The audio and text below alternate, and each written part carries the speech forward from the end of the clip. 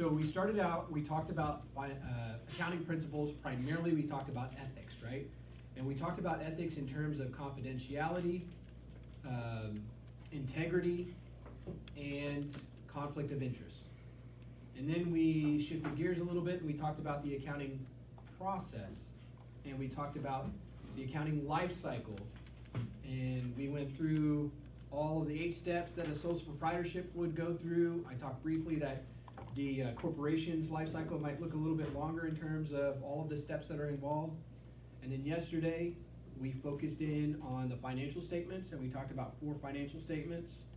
We talked about the income statement, the balance sheet, the statement of stockholders' equity or retained earnings, and the statement of cash flows. Remember, the statement of cash flows was something that we didn't actually cover in class, and so it's really important that you take some time to look at the statement of cash flows and understand those 3 categories that are highlighted in the statement of cash flows. Remember, the statement of cash flows is primarily used to show how well a company or how a company generates its cash, whether that's through operating activities, financing activities, or investing activities. And then we looked even closer at closing entries yesterday, and we talked about the 4 steps that are included in closing, and we talked about the difference between a corporation and a sole proprietorship in terms of that couple of last closing entries, dealing with either the capital account or with the retained earnings account, or dealing with dividends, or dealing with the drawing account. And today what we want to talk about is financial ratios and ratio analysis.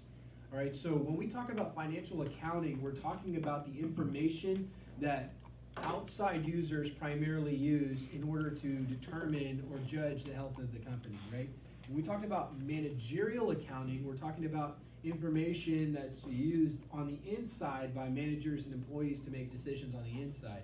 And so, of course, before the external users are aware of our financial statements, we're able to see what's going on in the meantime, right? And so one of the things that we can do is financial analysis and do some ratio analysis of how we're doing. And when we talk about how we're doing, we could talk about that in terms of profitability. We could talk about that in terms of our ability to pay our short-term debt, our ability to pay our long-term debt. And so that's what I want to talk about a little bit today, is some of these ratios that we can use to determine our health at any given point in time, and that external users will use to determine our health when they see our financial statements. All right, so one of the main ones that I feel like is going to be coming up is likely the gross profit margin or gross margin, okay? So they may not use the word profit in it, they just might call it gross margin. And gross margin is gross profit divided by net sales. When you think about the income statement and you think about financial ratios, think that net sales is typically going to be the denominator in your ratio, okay? And that's going to usually be true when you're talking about vertical analysis on the income statement. All right, so gross profit over net sales determines our profitability or our ability just to sell things for more than we bought them for. Because what the gross margin does not take into consideration is how well we operate our business. That's where the operating margin comes into play. The operating margin looks at income from operations divided by net sales. That gives a more accurate figure of how much we're making per dollar when we're selling. This gives us an idea, the gross margin gives us an idea of how much we're making on top of what we purchased that particular product for. So gross profit is just looking at net sales minus the cost of goods sold. Gross profit is just net sales divided by the cost of goods sold. Income from operation takes that one step further, takes the gross profit and subtracts out all of our operating expenses. So our utilities expense, our salary expense, all of the things that go on in operating our business is going to fall into our operating expenses. And so then this operating margin gives us a, hey, per dollar, how much are we making per dollar as a business right now? And what we want to compare these to is called a benchmark. And our benchmark can be based on a lot of different things, okay? We could base our benchmark off of the industry standard. We could base the benchmark off of our history as a business. Or if we're a brand new business, we might just have to base our benchmark on our best guess based on our business plan. Okay, and so when I talk about benchmarks, let's just say, for example, the gross profit margin, right? If we're buying an item for $50, we want to sell it for more than $50, right? If it cost us $50, when we sell it to our customer, we want to make a profit on it. That difference of what we bought it for and what we sell it for is our gross margin. But it doesn't tell us a whole story, and so we have to keep that in mind when we're trying to determine what our gross margin is going to be. Let's just say that the industry standard is 40%. Sure, the higher our gross margin, the better it is, the more profit we're making, right? But if we price ourselves out of the game, then we're not going to be making any money at all. So that's why we got to pay attention to the industry standard. So if most people in our industry are marking things up 40%, then we want to run somewhere in that range between 38 and 42%. That would be our benchmark. And so when we're measuring our gross margin, we want to compare it to our benchmark. And if we're outside of that benchmark, we want to figure out why. And so the big takeaway here is that if one of the ratios is off or is not where you want it to be, do something. Okay? The answer is never sit back and wait and see what happens. The answer is not, well, it'll fix itself. The answer is not to just, the answer is do something. Figure out what's going on, why your gross margin is off. If it's too high, that's a problem too. If it's too low, that's a problem. So figure out why and get it back to your sweet spot. Your operating margin, same thing. You're going to compare it to a benchmark. And so over a few years, you're going to be able to do what's called trend analysis or comparative analysis and be able to look at the trends over time. And then you can make informed decisions based on those trends, right? And so the whole point of financial analysis is so as a business, we can make better decisions going forward for the long run, the betterment of our company, right? And so with trend analysis, if we notice year after year after year, the winter months we have really low sales, right? Then we could start to prep for that low sales period. We can make some decisions during that low sales period to save us some money. For example, if we're not selling as much, maybe we don't need as many employees on the floor. Or if we're not selling as much, maybe we need to incorporate a different product that we know will sell better during the winter months. Or maybe we need to run some sort of promos during the winter months to boost our sales. Whatever the case may be, like trend analysis gives us an idea of some of the things that we need to focus on or fix to make our company better. All right, so when you start talking about these margins right here, these are probably the most commonly thought about in terms of both external and internal users looking at the profitability of a company. And then when we talked about a corporation, we started talking more about some market ratios.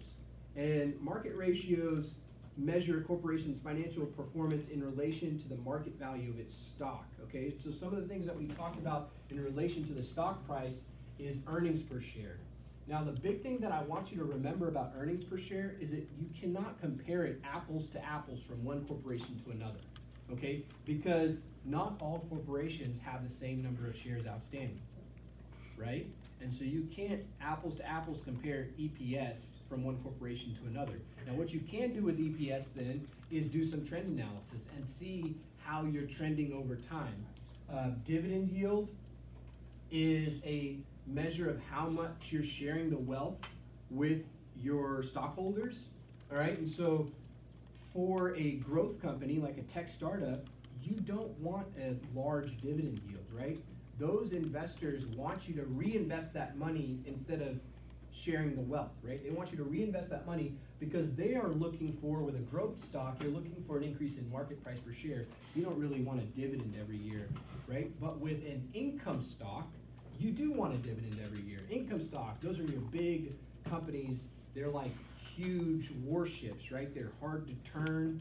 They're not nimble, but you want them to keep moving in the same direction and doing what they've been doing for years, right?